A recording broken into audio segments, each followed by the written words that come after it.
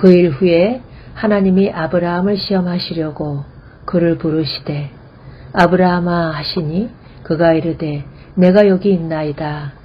여호와께서 이르시되 내 아들 내 사랑하는 독자 이삭을 데리고 모리아 땅으로 가서 내가 네게 일러준 한 산 거기서 그를 번제로 드리라.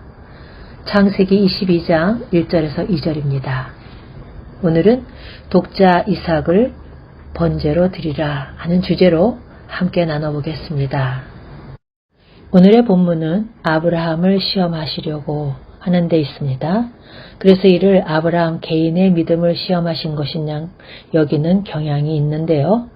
만일 그렇다면 내가 내게 일러준 한 산, 거기서 그를 번제로 드리라 하신 이유를 설명할 길이 없는 것입니다. 이것이 교훈적인 해석의 한계입니다.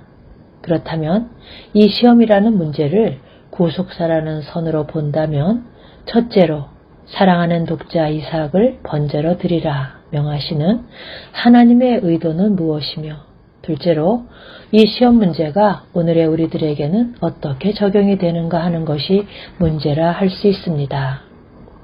그럼 해답을 보겠습니다. 이에 대한 해답은요. 이삭이 아버지여 불과 나무는 있거니와 번제할 어린 양은 어디 있나이까? 하고 질문을 제기함으로 답변이 주어지고 있는데요. 내 아들아 번제할 어린 양은 하나님이 자기를 위하여 친히 준비하시리라 하고 말씀합니다. 결론부터 말씀을 드린다면 아브라함은 시험하시려고 하신 것은 하나님께서 인류가 안고 있는 문제에 대한 해답을 계시하시기 위해서라는 말씀입니다. 핵심은요. 우리에게 드리라 하는 데 있는 것이 아니라 하나님께서 주시리라에 있다는 말씀이지요. 그렇습니다. 이 기사는 아브라함 개인을 시험하시려는 문제가 아니었던 것이고 그렇게 생각하는 것은 성경을 구속사라는 선으로 보지 않고 교훈적인 점으로 보기 때문에 일어나는 곡해입니다. 22장은요.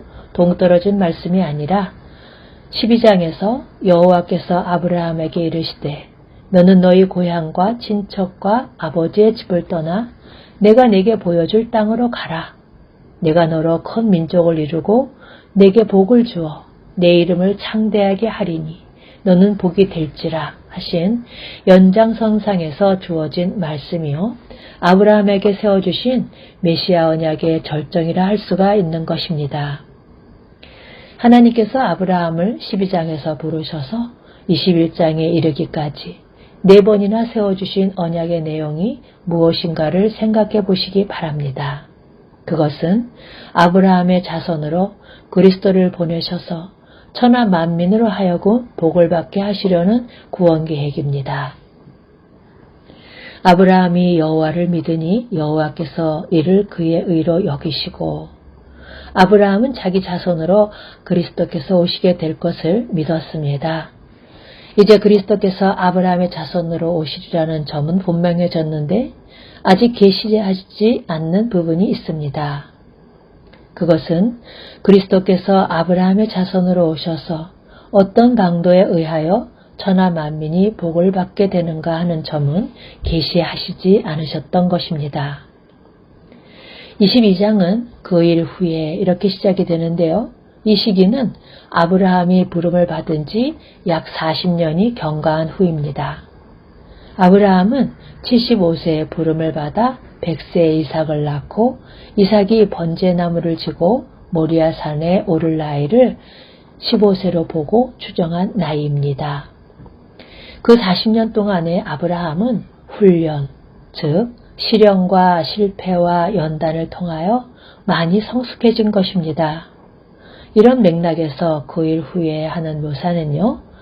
이제는 하나님께서 보여주시려는 진전된 계시, 즉 사랑하는 독자 이삭을 번제로 드리라는 예표를 통하여 보여주시려는 문제에 대한 해답을 감당할 수 있으리라는 뜻이 되는 것입니다. 이런 의도는 복음서에도 나타나는데요. 주님께서 제자들에게 너희는 나를 누구라 하느냐 하고 물으십니다. 마태복음 16장 15절에서 16절로 고백하는 것은 시몬 베드로가 대답하여 이르되 주는 그리스도시요 살아계신 하나님의 아들이십니다 하는 고백을 들으신 후에야 이때로부터 예수 그리스도께서 자기가 예루살렘에 올라가 장로들과 대제사장들과 서기관들에게 많은 고난을 받고 죽임을 당하고 제3일에 살아나야 할 것을 제자들에게 비로소 나타내시니 합니다. 즉 예수님이 누구신가가 확증이 된 후에야 그가 왜 오셨는가를 비로소 나타내셨다는 것인데요. 같은 구도로 그리스도가 아브라함의 자손으로 오실 것을 확신하게 된 후에야 천하 만민이 어떤 방도에 의해서 구원을 얻게 될 것인가에 대한 해답을 계시하시려는 것입니다.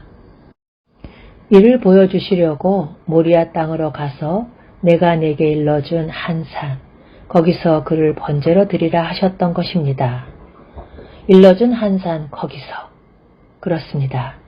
훗날 솔로몬이 예루살렘 모리아 산에 여호와의 전 건축하기를 시작하니 그곳은 전에 여호와께서 그의 아버지 다윗에게 나타나신 곳이요 여부스 사람 오르난의 타작마당에 다윗이 정한 곳이라 합니다. 그리고 성전은 임마누엘의 모형이었던 것입니다. 그리하여 본문에서 해답이 예표적으로 주어지는데요. 아브라함이 눈을 들어 살펴본즉 한 순양이 뒤에 있는데 뿔이 수풀에 걸려 있는지라. 아브라함이 가서 그 순양을 가져다가 아들을 대신하여 번제로 드렸더니 하고 대신하여 들었더라 하는 대속교리로 나타나고 있습니다. 그럼 해설 부분을 보겠습니다. 신약성경에서는 이는 황소와 염소의 피가 능히 죄를 없이 하지 못함이라. 그러므로 주께서 세상에 임하실 때에 이르시되 하나님이 제사와 예물을 원하지 아니하시고 오직 나를 위하여 한 몸을 예비하셨도다 합니다. 한 몸을 예비하셨도다 한 말은 이삭이 번제할 어린 양은 어디 있나이까 한 질문에 대한 답변으로 아브라함이 한 말입니다. 그렇습니다. 인간의 범한 죄가 천천만만의 짐승으로 대속이 가능한 것이 아니라 한 몸, 즉 한 사람으로 말미암아 가능하여진다는 것인데요. 왜냐하면 사망이 한 사람으로 말미암았으니 죽은 자의 부활도 한 사람으로 말미암는도다. 즉 대속도 사람으로 말미암아 가능하여지기 때문입니다. 그 한 사람이 내 아들, 내 사랑하는 독자 이삭으로 예표된 하나님의 사랑하시는 독생자로 말미암아 되어질 것을 계시하신 것이 22장을 통한 해답인 것입니다. 하나님이 그에게 일러주신 곳에 이른지라 이에 아브라함이 그곳에 제단을 쌓고 나무를 버려놓고 그의 아들 이삭을 결박하여 제단 나무 위에 놓고 손을 내밀어 칼을 잡고 그 아들을 잡으려 하니 사랑하는 독자 이삭을 결박하여 제단 위에 놓고 칼을 들어 내리치려 한 것은 아버지 아브라함이었습니다. 신약 성경은 말하는데요. 이 예수를 하나님이 그의 피로써 믿음으로 말미암는 화목제물로 세우셨으니 사랑하는 독생자를 갈보리 십자가에 세우신 분은 아버지 하나님이셨습니다. 여호와의 사자가 하늘에서부터 그를 불러 이르시되 아브라함아 아브라함아 하시는지라. 아브라함이 이르되 내가 여기 있나이다 하매 사자가 이르시되 그 아이에게 내 손을 대지 말라. 그에게 아무 일도 하지 말라 하고 급히 만류하십니다. 그런데 여러분, 주님께서 십자가상에서 엘리 엘리 라마 사박다니 하고 부르짖으셨을 때 아무 음성도 들려오지 않았습니다. 이삭은 그림자였고요. 예수 그리스도는 실체이신 한 몸이었기 때문입니다. 아브라함은 산양을 대신하여 번제를 드렸으나 하나님께는 아들을 내려놓고 대신하여 드릴 다른 제물이 없었기 때문입니다. 이 사건이 있은 후에 여호와의 사자가 하늘에서부터 두 번째 아브라함을 불러 이르시되 여호와께서 이르시기를 내가 나를 가리켜 맹세하노니 내가 이같이 행하여 내 아들 내 독자도 아끼지 아니하였은즉 내가 내게 큰 복을 주고 내 씨가 크게 번성하여 하늘의 별과 같고 바닷가의 모래와 같게 하리니 내 씨가 그 대적의 성문을 차지하리라. 또 내 씨로 말미암아 천하 만민이 복을 받으리니 이는 내가 나의 말을 준행하였음이라 하고 아브라함에게 최종적인 언약을 세워주십니다. 내가 나를 가리켜 맹세하노니 내 씨로 말미암아 천하 만민이 복을 받으리라 언약하시고 맹세로 보증하여 주셨던 것이지요.